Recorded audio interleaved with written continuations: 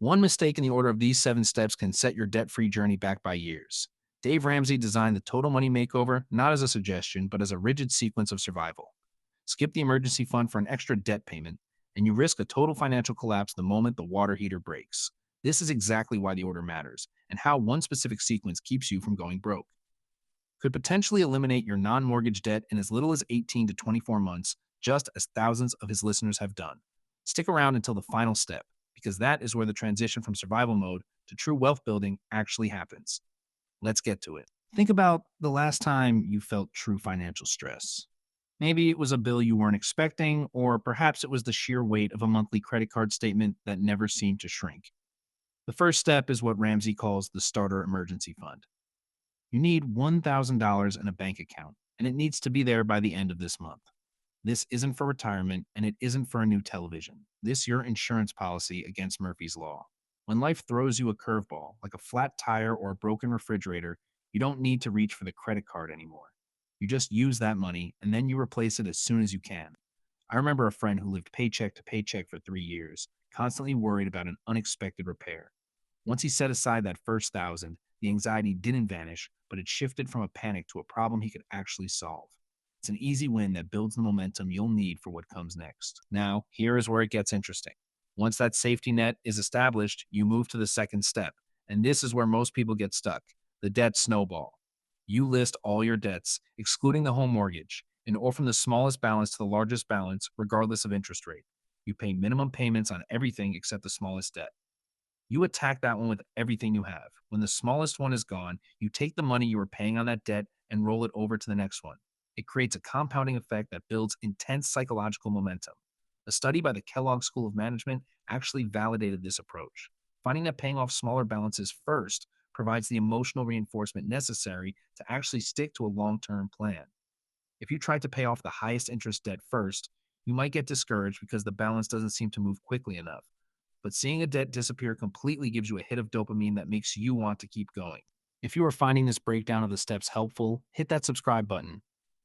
I share deep dives into financial strategies like this every single week, and I have something even more powerful coming up in the final section of this video that most people get completely wrong. All right, now that you have cleared the clutter and paid off your non-mortgage debt, you reach step 3. This is where you fully fund your emergency fund, moving it from $1,000 to 3 to 6 months of living expenses. Think about the freedom that brings.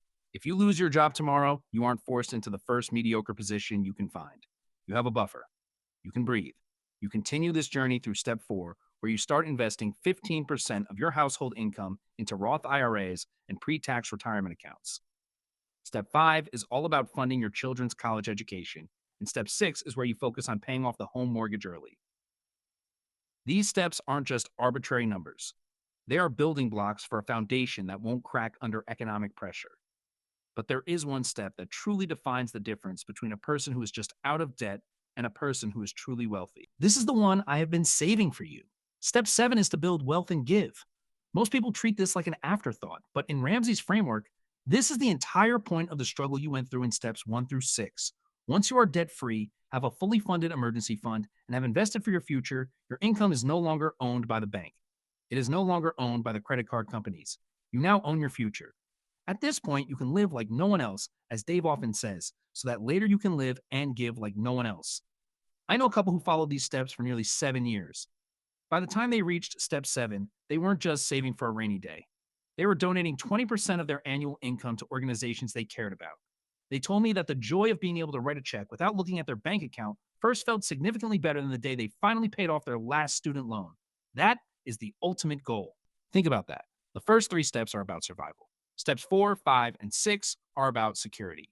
But step 7, that is about significance. When you stop paying interest, you stop transferring your wealth to the banks, and you start keeping it for yourself and your community. It changes the way you view money entirely. It is no longer a source of shame or a limited resource you have to fight over. It is a tool for building the life you actually want to live. So there you go. 7 steps that, if taken in order, create a roadmap out of the cycle of debt and into a life of genuine prosperity. It's not a magic trick, and it isn't easy, but it is simple. Most people fail because they try to skip steps or try to do too much at once. They try to invest while they still have high interest credit card debt, or they try to pay off the house before they have an emergency fund. When you follow the order, you protect yourself from the most common pitfalls that keep people broke for decades. Remember, the goal is not just to have a high balance in your retirement account. The goal is to have the power to direct your resources toward things that matter to you. If you got value from this breakdown, share it with someone who is looking for a path out of their financial stress. Hit that subscribe button so you don't miss the next deep dive, and leave a comment below letting me know which of these 7 steps you think is the hardest to stay consistent with. I read every single one, and I'm curious to see where you are on the journey. Keep pushing, keep working the plan, and I will see you in the next one. You've got this. Your financial future starts with a single step. Make it the right one.